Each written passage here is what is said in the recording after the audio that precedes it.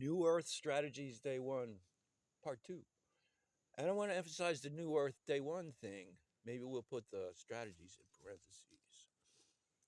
And one of the things about the New Earth, which I'm calling it starting today, I was mentioning the astrologers and others can make a case for it on their calendar that this is a new Earth, certainly a new year. But I'm calling it because I'm feeling it. And that's the difference between. I've been coming from a lot of places of having seen things and trying to get a direct experience. And that's the New Age approach, the Buddhite approach. You get in there, the shamanic approach. And we're in a place now, New Earth, disclosure. The difference between knowing it by feeling it and or reading about it and having someone tell you about it. And so I have to describe my personal disclosure during the eclipse. I've already described it elsewhere, but I don't think people understand how heavy that thing was. But and my whole life I've had a certainty about some things. It became even more certain when I had a very, very vivid and detailed and parts of it verifiable kind of vision of previous life in ancient Mesopotamia. Aspects of it were, yeah, like my name meant nothing at the time, and 10 years later, it was like, oh yeah, that's what you would call somebody back then.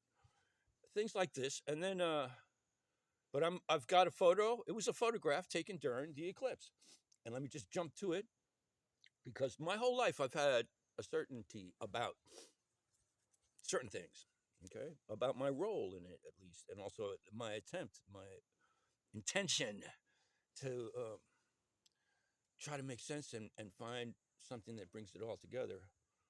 Where did that all come from? You can make a case that, and this is why, the material-like version of that is that I'm from the Canary Islands. I was born in Cuba during the revolution. Like I got there a year and a half before Castro took over Cuba. And we were stuck there because Dad had problems getting into the United States for a minute. But he'd already had his vision about coming to New York City and making millions of dollars, and he did. And the next thing I know, I'm like, I make it to New York City at the age of 3.5, right at the beginning of the century. I mean, the 60s. And yeah, my path has been pretty golden. I had a moment where I could stay at Harvard and try to make money or drop out and pursue my visioning. By then, I'd already had some very compelling visions. So I went with the visioning thing. One of the visions said that to adapt to, well, one of them was I called a Dream of 17 Corporations. And it's 1970. You can see that 50 years from then, this exploitive economy, let's call it that. Now, I don't want to move pejoratives on it, but where we're not working together in every aspect, every monad is in it for itself. What do they call it? Rivalrous dynamics. Yeah, how far is that going to actually take a global civilization when it means overusing all the resources and basically mistrusting all the relationships? Having all the relationships based on selfish rivalrous dynamics. But on the other hand, rivalrous dynamics is what got us to all this innovation and also broke out all this global networking. So do we have the wisdom to bring it back? My point is, new age. Yeah, I want to bring it back before I get lost in the first 15 minutes was a general introduction to my visioning of how it can be made to work. And that's going to follow up with a lot of details. But mostly we're in the new earth of making it happen now, starting now. And so, yeah, I got to contact that guy who's got a supposed network of intentional communities and other co-ops and off the grid. And I just talked to him about, hey, tone it down about you're opposed. Nobody's going to oppose you, man. In fact, make it a friendlier proposition and we could all try to understand how to retrofit the whole system to something more organically wholesome that at the same time maintains its amazing openness to diversity and individuals pursuing their lifelong dreams. Now, in the new earth, there's a knowledge that'll come with disclosure. It'll come with disclosure if that's what it takes for most people to understand that, yes, this is a multidimensional cosmos. Even if all that means to you is that there are other civilizations, maybe they're all also just as materialistic, maybe, but they've got some magical things, perhaps. Now, what they're telling you, though, the ones that are showing up, according to the ones that have had disclosure already, because some people are working with having had disclosure, and it's a feeling of knowingness. And so, yeah, before this one's out, I'm gonna at least you got photos of it right there, but I'll get back to it. Um, the knowingness that, oh yeah, these higher civilizations are telling you that there's other higher dimensions that amount to spirit dimensions, but essentially, if you want to be materialistic about it, it's mental dimensions. And yeah, the CIA has techniques that they've refined how to do remote viewing and all this. Yeah, whatever. You don't have to read about it. You get to your own knowingness of it. And that's where I've been. And there's a self healing component. Once you get to a place of knowing, and there's a threeness to that, there's your body information, there's the intuitive information, which you could say is an amalgam of everything else out there. And then there's you trying to make sense out of it. And you could just, for grins, call this the Christ part of who you are. The decider is the Jehovah, and the information out there is the Holy Ghost. If you want to be Christian about it, if you want to be just physiological, there's other ways of looking at it. But what counts is what it feels like, and how it informs your actions and your state of being and your well-being. Because in the end, that's what it's about. It's not our accomplishments. Our accomplishments reinforce our well-being. Essentially, it's meant to. Now, we've got a civilization where our accomplishments ran away from our sense of well-being, and there's logical ways to bring it back.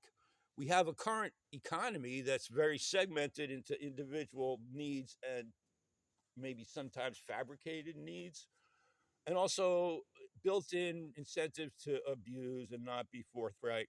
But all of that's coming up, and it's not about pointing fingers. We all took part of that, and I'm saying even the people that, let's say, perpetrated lies and didn't mind like poisoning half the population.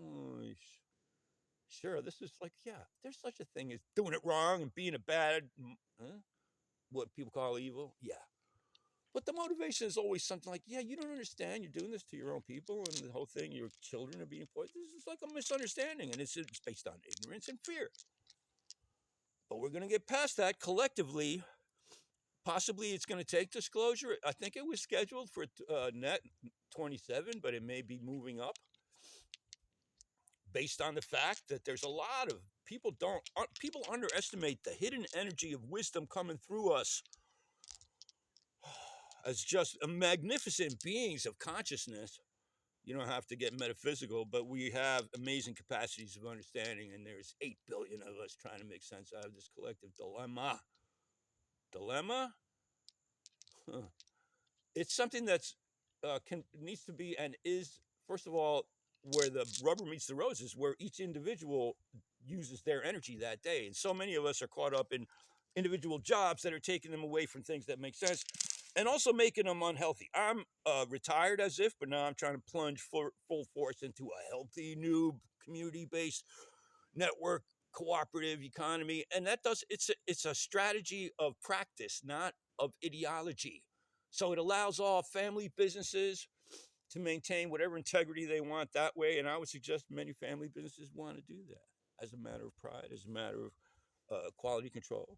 At the same time, there's all these estates that have been established by individuals doing all this hard work. And all that can maintain, because when we all get to a place of sufficiency and abundance, we're not going to begrudge, and people don't need to hoard. All right. Now, I want to just finish it up. 5 minutes left.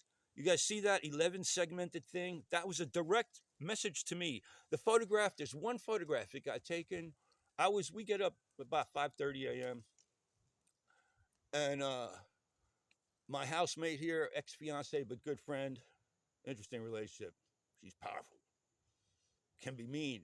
Takes being mean, okay, to make it through this world. So I'm watching how she's balancing these, lots of things. 2 kids she's raising. There's another brother helping us out. Anyway, hey, it's the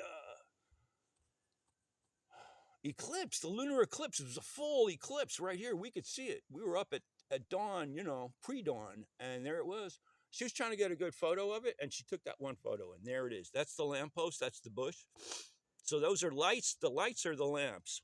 Okay, there's some electric equipment around there. But then those two circular things. One of them is in the sky. That could have been a UFO far away. Except now we have one in front of the pole that makes it understood that the whole thing's only like that far, not even that big. A couple of feet, not even 3 feet. But I want to point out, look at the one that we have up in the sky, and I did a blow up of it. It's 11 segments. The 11th segment is the face. And the face is an emoji of a rock star pirate. 50s rock star with a little Shylock, whatever they call it, of hair. And kind of a squat nose, like could be from my chief life in Africa. I was a chief once in Africa. I was a shamanic chief, my favorite life. I put it all on the line. It's kind of why I have a lot of friends in Africa these days. It really is, among other things. Strategies of young men trying to step up for their community. Look at that emoji. It's an emoji. Freaking Facebook could have put that up as a Mikey emote, but the pirate face. I was a pirate once. It made me ruthless. Is that where we're at? Yeah, I've had that, but that was a personal revelation. What the hell was that? Was that a being? That was caught on camera. It was in the sky. She didn't see it till she brought that photo in just as I was coming out to look at the thing. So there was nobody made that up. None of us have any tech savvy whatsoever. And here, I'm not trying to prove this to anybody. This is not for anybody else. And yet,